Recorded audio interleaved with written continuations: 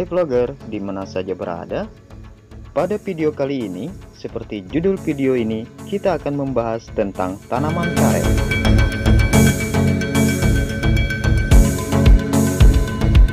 Karet atau lateks sangat bermanfaat sekali bagi kelangsungan kehidupan manusia.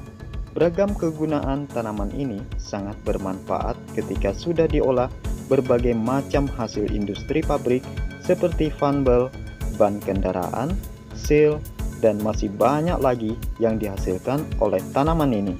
Nah, di video ini kami akan sedikit mengupas tentang awal tanaman karet ini ditemukan, serta perkembangan tanaman ini sehingga sangat bermanfaat bagi manusia.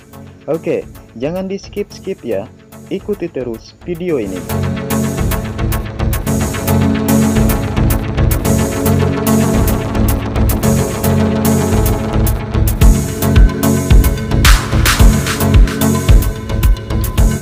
Perkebunan karet dapat memberikan dampak yang sangat baik untuk lingkungan. Selain itu juga, hasil industri yang diolah dari pohon karet atau lateks sangat bermanfaat bagi manusia.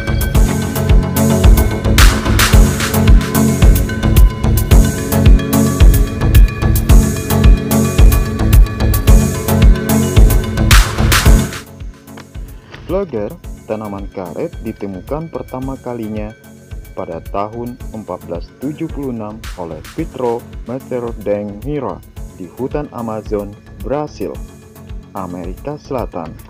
Dalam bahasa Latin, tanaman karet bernama Hevea brasiliensis. Di Indonesia, untuk pertama kalinya pada tahun 1876, tanaman karet dikirim dari Inggris untuk ditanam di Bogor sebagai koleksi waktu itu. Pada tahun 1903, tanaman karet mulai dibudidayakan di Sumatera Utara dan di Jawa pada tahun 1906.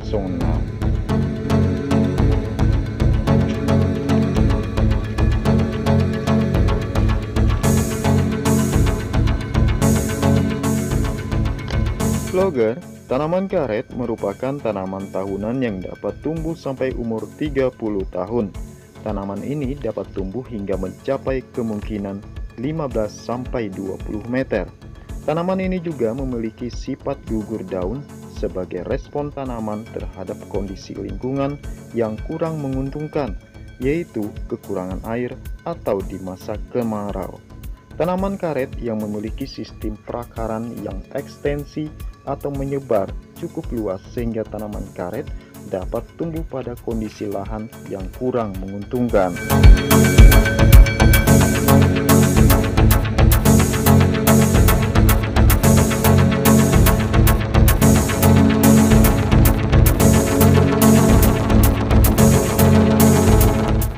Nah, yang perlu vlogger ketahui, tanaman karet ini memiliki masa belum menghasilkan atau belum bisa disadap selama 5 tahun.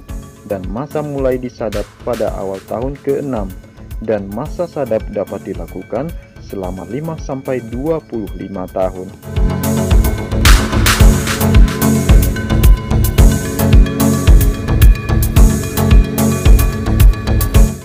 Tanaman karet adalah tanaman daerah tropis.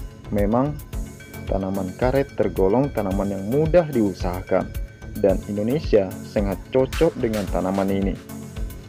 Tanaman karet disadap getahnya dengan cara menyayat kulit batang karet. Kulit batang karet tersebut dapat sembuh dan memperbaiki jaringannya karena peran asam traumalin. Nah, asam traumalin berfungsi untuk merangsang pembelahan sel pada bagian jaringan karet yang terbuka, sehingga yang rusak terganti oleh jaringan yang lain.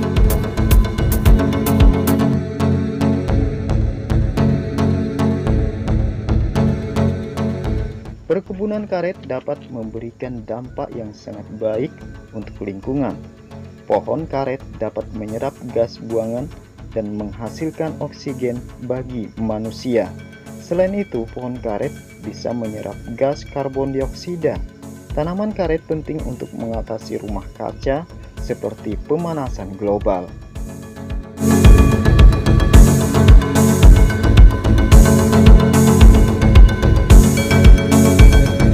Pohon karet juga memiliki nilai ekonomi yang dapat membantu masyarakat dalam memenuhi kebutuhan sehari-hari.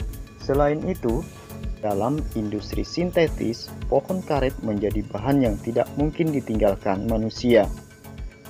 Bahan-bahan sintetis mempermudah pekerjaan manusia di berbagai bidang termasuk transportasi, kesehatan, dan semua jenis industri yang memerlukan bahan karet.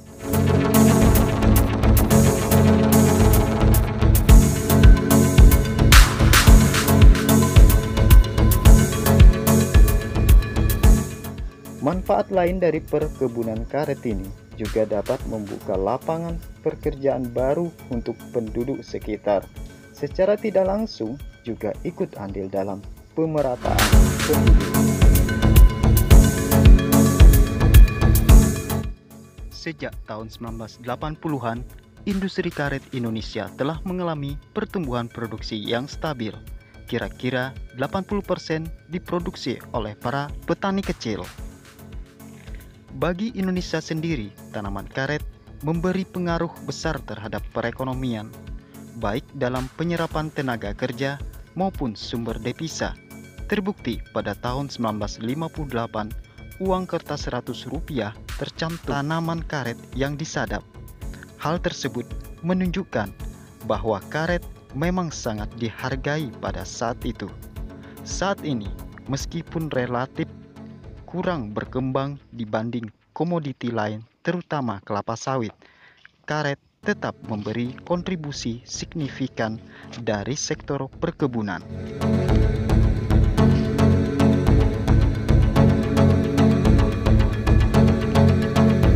Total luas perkebunan karet Indonesia telah meningkat secara stabil selama 1 dekade terakhir.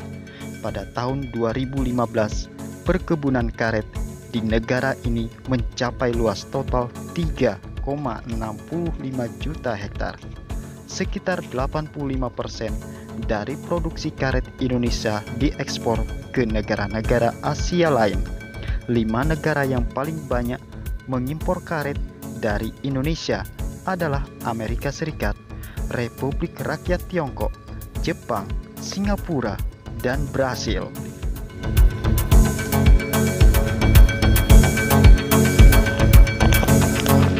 Sangat disayangkan bila punya berhektar tanah tidak digunakan semaksimal mungkin untuk perkebunan. Mari kita investasikan kebun kita untuk anak cucu kita kelak. Dari kebun karet ini, saya undur diri dan jangan lupa like, comment, share, subscribe, dan nyalakan loncengnya agar tidak ketinggalan video dari kami. Saya akhiri, wassalamualaikum warahmatullahi wabarakatuh.